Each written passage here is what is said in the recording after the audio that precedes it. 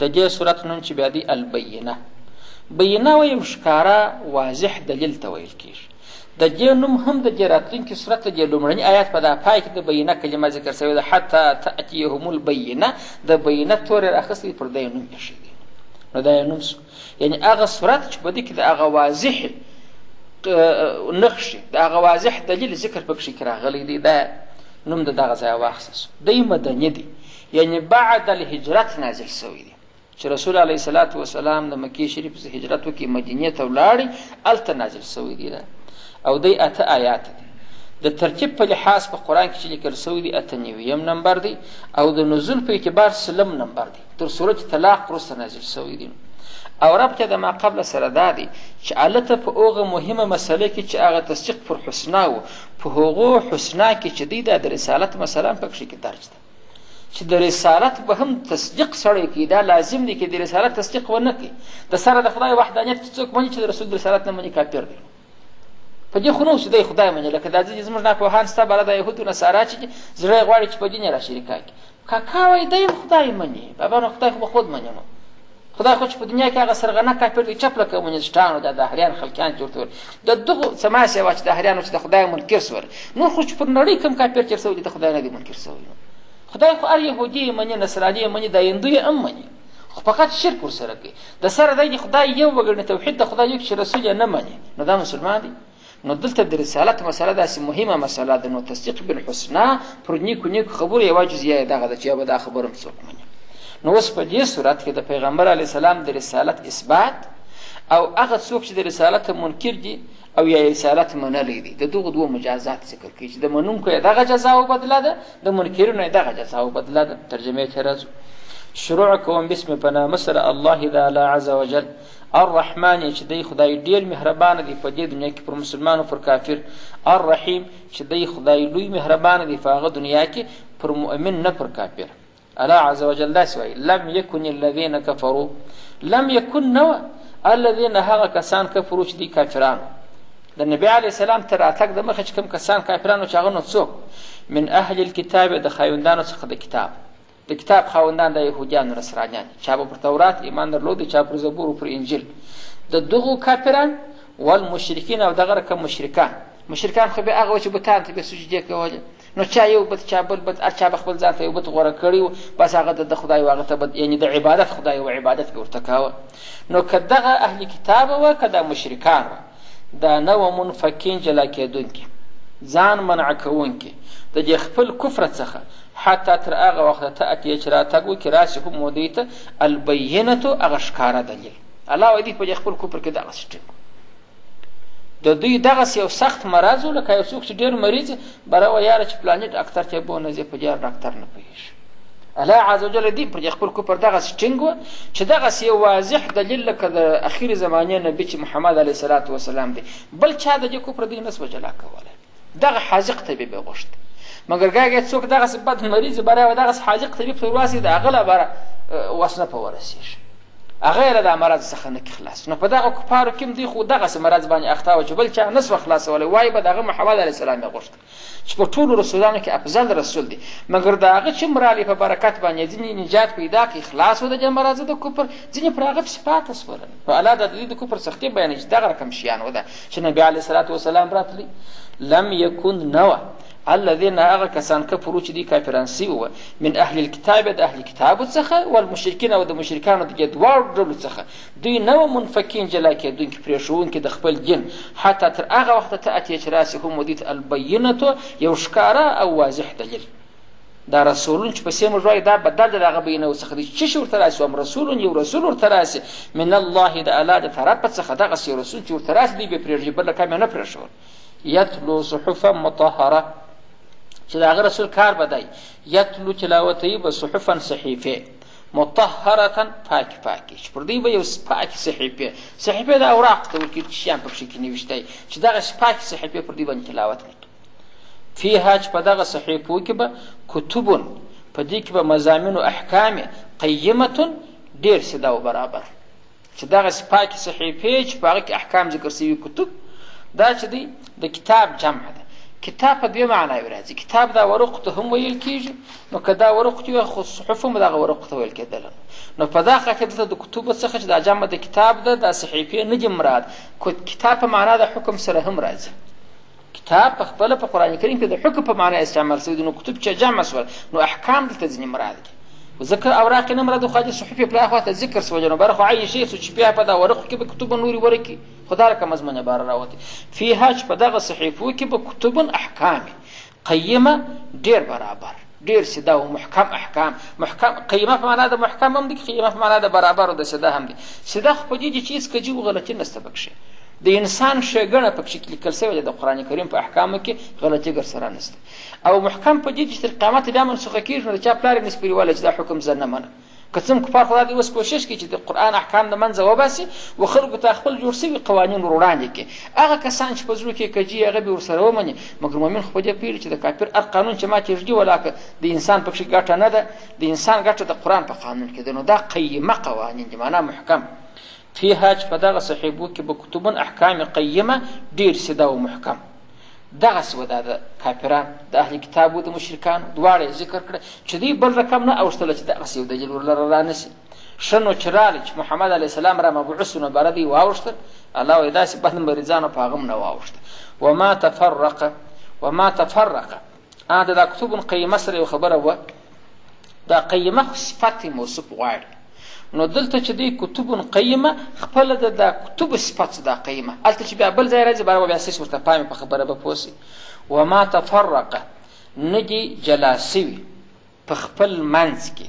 الذین هغه کسان اوتو چې ورکول سوی و دوی ته الکتاب کتاب، دوی چې سره جلا سوله بیا چا و چا د حق متابعت وکړي چا نه وکړي. په خپل منځ کې ما خپل اختلاف ته منځه ونه ایستي، نو دا تفرق ونه کړي هغه کسانو چې ورکول سوي دوی ته کتاب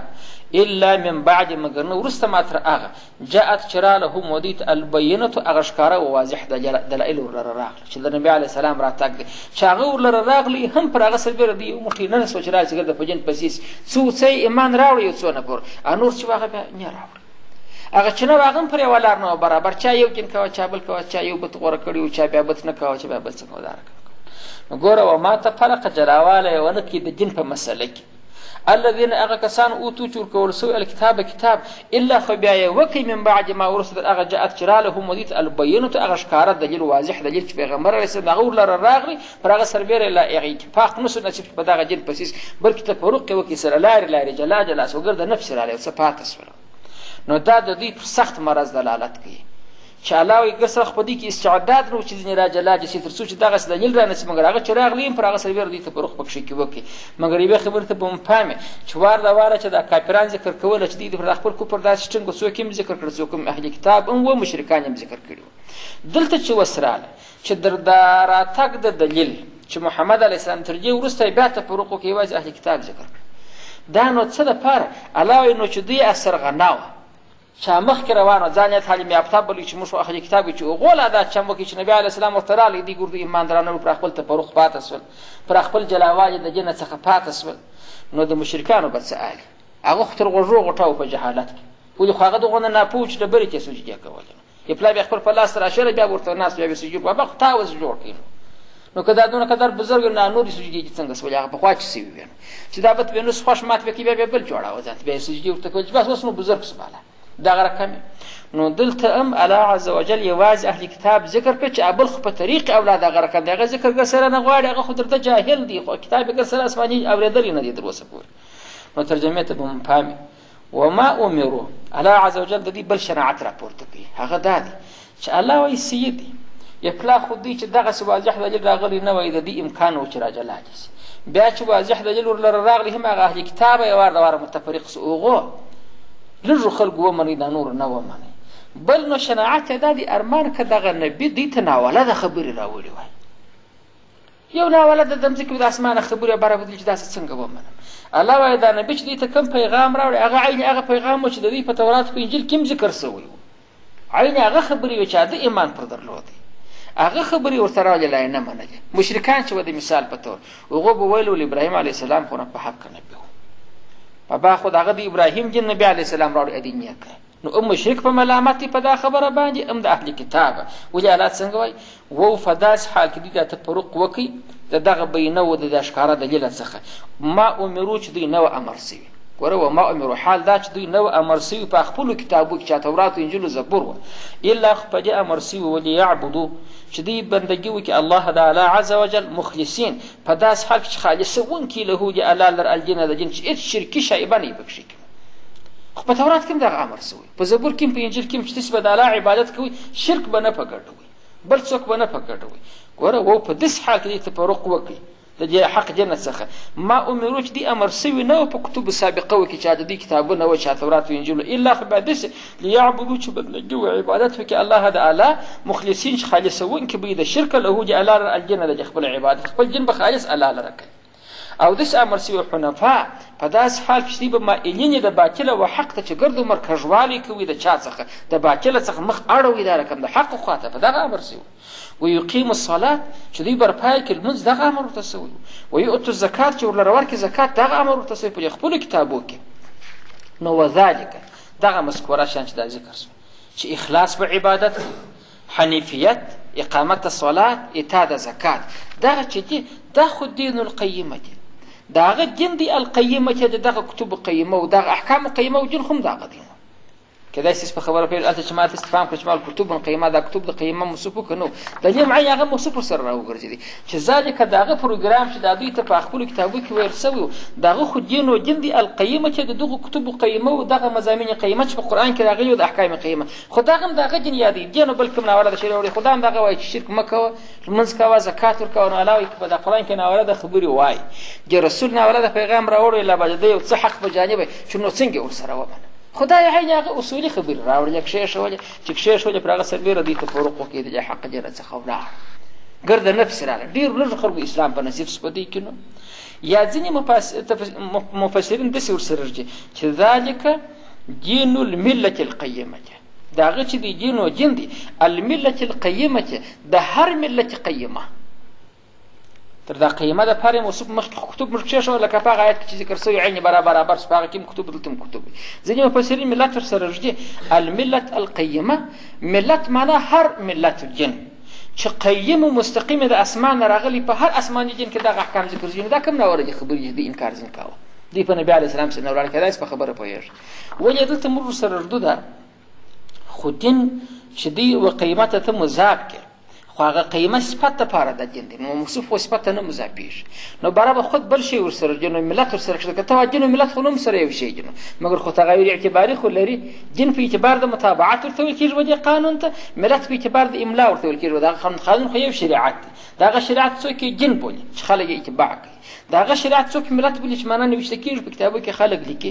نو ذالک دغه مذکور احکام چې ذکر شوه داغه خو دین او جن دی الملت القیمه د هر ملت شاغه قیم او مستقیم ملت خدای چې کوژ ملت د اسمان نه نازل شوی کله اسمان کې ملت نازل شوی دغه دین دی چې د دې ته نازل شوی په خوای امر ته شوی نو په هغه شناخته خبر کې پر هغه سر بیره په نبی په نځه نو دا مال نور شناعت ما ښکارا نو چې د اعمال بیان شو د دوی چې دغه سبب د عملت دغه اهل کتاب ډیر لږ خلک په نبی علی السلام سره ولاړل دا نور تفرق کوي ګوره ما تفرق الذين اوتوا الكتاب الا من بعد ما جاءتهم البينه تفرق ونکي جلاواله ونکي د پیغمبره په خپل منځ کې د جن په مسله کې مګر نه چې بینه ورلرال نو د تفرق څه معنا چې یو څوک په پیغمبر ایمان راوړي یو څه جلاس او اوس نو د دواړو مجازات ذکر کوي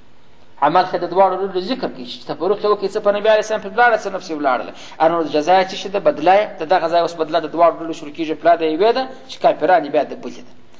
ان الذين كفروا ان الذين بشك هغه کسان کفرو چې دي کافران سوي من اهل الكتاب د اهل کتاب څخه والمشرکین چې جزای بیانول مشرکین بیا وسره ذکر کني البته چې اختلاف شته په یوازې اهل کتاب ذکر بل د بل خو په طریقې ولا په شکل دی خو غوږو غټه دی جاهل دي تر دله نو چې د چاغه پر مختلله چې تعلیم یافته دی هغه د بلاد نو د جاهل به څه عادي مګر چې جزات راځي نو عارف مستقل نامه عادي برته یاد نو بشک هغه کسان چې کافران سوي دي من اهل الكتاب د اهل کتاب څخه والمشرکین او د مشرکانو څخه دا دواړه بچيري په نار جهنم په ور کې د دوزخ وي خالدین دی به همیشه فيها فدغ جهنم کې فدغ دوزخ د ګرد مرد لپاره دغه جزا ده اولئک هم دغه کسان هم دوی شر البریه شر دی شر البریه د مخلوق د ټول مخلوق دی شر. نو برخ سوال ورجي چې د ټول مخلوق شر سوله، په مخلوق خو شیطان هم دی، نو کافر تر شیطان بد سو؟ خو شیطان پر بیا دی. امور د بریاو څخه اکثر بریا مراد چې اولئک دغه کسان چې دا کافران هم دي شر و بدترین البریه د اکثر مخلوقاتو بدترین دوی. نو در اکثر خو بد دي. نو بلا سوال نه ورجي تر شیطان موږ خو اکثر یا پیدا نه منه چې تر ټولو به بد. شیطان هغه دي چې تر کافر بد مګر د شیطان کرا وجه خو تاسو نور څه چې مخلوقات کافر پر بد دي. پس ان الذين امنوا بد مؤمن جزاء بدلا بیانې بشک هغه کسان چې ایمان راوړي دي په دغه اهل کتاب او مشرکان چې پر پیغمبر ایمان راوړي وعملوا الصالحات او عمل د نیکۍ کړي اولئک دغه کسان چې هم دي خیر البریه دي هغه بهترین او شجاع د مخلوق دا په ټول مخلوق کې شي کته نو په ټول مخلوق خدای الله تعالی ملک دا مقرب ملک خدام است. نو دا عام مؤمنان دا نه پر شو ملک باندې ام بیسو. نو بیا د بریت اکثر مخلوقیات که چې دا عام مؤمنان چې تر اکثر مخلوق خو بیږي که څه هم تر هغه مقرب ملوک چې هغه په شمار یو څو دانې دي تر هغو خو نو دی بیا نه دي. که څه د انبیا علیهم الصلاة وسلام خو چې دي خاص چې دا نبیان دي، مطلب دا عام مؤمنان نه درېږي، دا خو در هغه ملائکه او تر مقرب لا بیږي. ولې خو هغه د دې لپاره استخدام یې راتللی بنو په خبره کې داسې پوهېږي د الله تعالی پیغام به ورلره راوړي. مګر پاته دا عام مؤمنان چې عام مؤمنان خو تر مقرب ملایکو نه دي او په بریا کې مقرب ملک هم داخلي دي. نو خود به د بریا څخه اکثر بریا مراد کې چې تر اکثرو خلکو دا مخلوق یا د تر اکثر مخلوق دا مؤمنان بیږي قسم تر جبرئیل امین خو نه دي بیا نو دا عام مؤمنان. جزاؤهم عند ربهم نو دا چې خیر د مخلوق سوه جزاؤهم جزاء بدله د دوی عند ربهم په وړاندې د رب د دوی جنات و باغونه د عدن د همیشه توب. بل دا دي چې په د همیشه توب جنتونه الله ورلره من تحتها لاندې تر هغو جنتوب الانهار ولي خالدین دی به همیشهی فیها په دغه جنتو کې ابدا د ګرد عمر دپاره وي بیا راوځي نه. نو چې دی هلته باغ ته ورلي هلته هم د عدن نه باغ خزان لري چې خزان دي سي نه دی بیا ځینې راوځي. اوس که دی دوری باغ خزان سیم افسوس دی او که باغ ابا چې دی ځینې راوځي یا علاوه ایمه باغ د عدن دی د همیشه توب دی او هم دی پکښې کې چشتي د همیش دپاره دی ولي هم پکښې کې بهیږي. مګر خدای ګایبداره کمې چې هغه د باغ مالک هغه چې د مثال په طور ناراضي الله رضي الله عنهم رضي راضي وي الله الله عز وجل عنهم د دې څخه الله د دې څخه راضي دي. دی بیا څنګه دي ورغضوا عنه دی هم راضي عنه د الله عز وجل دی بیا بل ارمان نه لري چې وای دغه نور نه دي راته سره کړي. ولې خو دغه تفسیر نور نه کوي ورله روان خو نو هغه ازواج هم پکښې کې ستا کټونه هم پکښې کې ستا شراب هم پکښې کې چې هر شی دی غواړي خو هغه ستا پکښې کې نو دی هم راضي دی الله هم راضي دی. نو دغه انعام چې دا جنت عدن دي خلود په هغه کې د الله رضا ده د رضا ده اګر د چې سرجا د چا دپاره دي ذلک لمن خشي ربه ذلک دا لمن د هغه چا دپاره دي خشي چې هغه بیرېدلي ربه د خپل رب څخه چې د الله څخه بیرېدلي نو پر دغه رسول ایمان راوړي چې موږ په دې ځای کې د رسالت مسله څېړل کېږي. نو کم کسان چې د دغه رسول څخه منکر سول هغه یې عذاب کم څوک چې پر دغه رسول باندې مؤمن سول دغه قدر پاداش بدله او جزاء الله عز وجل ودته ورکوي معنی هغه ثواب ورلره ورکوي. او دوی واره دغه سرسخته وه چې علاوه چې دغسې رسول راغلی نه وای د ایمان نه راوړي هغه چې ورلره راغلي هم په دې کې ځینې دغسې بدبختانه چې پر هغه سربیره تفرقو کې ایمان یې نسو نصیب د چا چې نصیب سادي بدلي الله تعالی د دواړو دا بیان کړي. واخر دعوانا الحمدلله.